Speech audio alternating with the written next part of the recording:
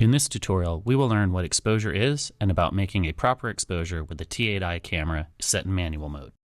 So what is exposure? Exposure is the amount of light which reaches your camera sensor or film.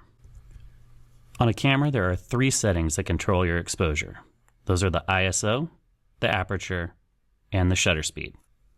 In a normal exposure, you'll have good tonal range across the entire frame. Your highlights will have details, and there will also be details in your darker areas or in your blacks.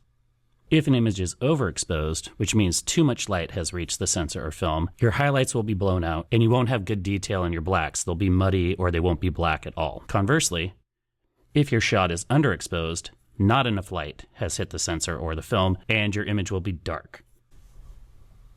So we'll start with ISO. That's the setting I generally set first because it's not going to change unless my lighting conditions change.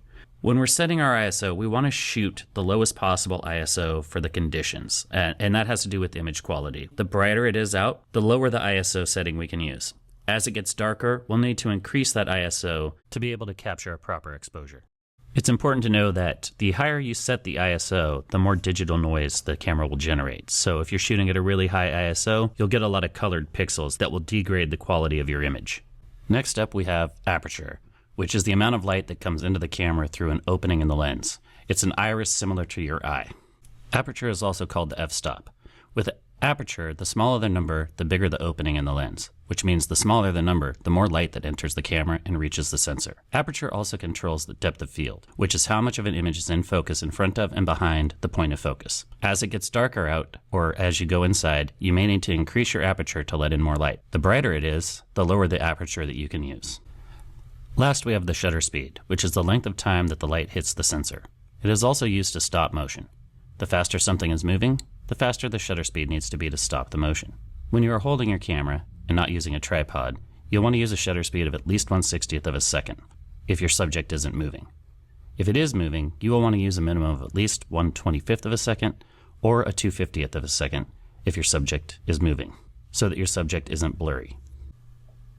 So our three things, again, that control exposure are ISO, how sensitive the camera is to the light, our aperture, which is how much light is coming in through the lens, and our shutter speed, which is the length of time that the light is hitting the sensor. All three of these need to work in coordination with each other for a proper exposure. I always set my ISO first based on the lighting conditions. So let's say we're in a bright, sunny area and I set my ISO to 200. I next will set my aperture based on how much depth of field I want. We will learn more about that later.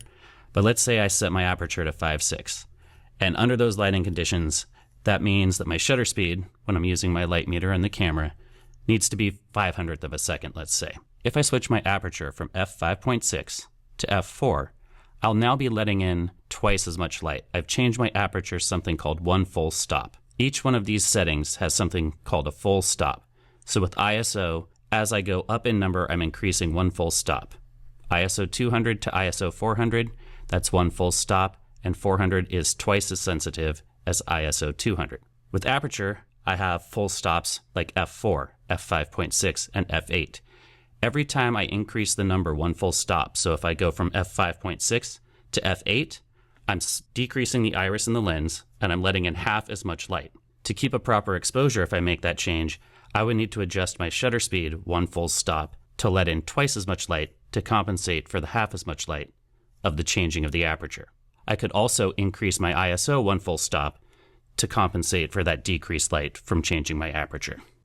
Whenever you change one of the settings, ISO, aperture, or shutter speed, you will always need to change one of the other settings to compensate for the change in light. And now you should have a basic understanding of how exposure works.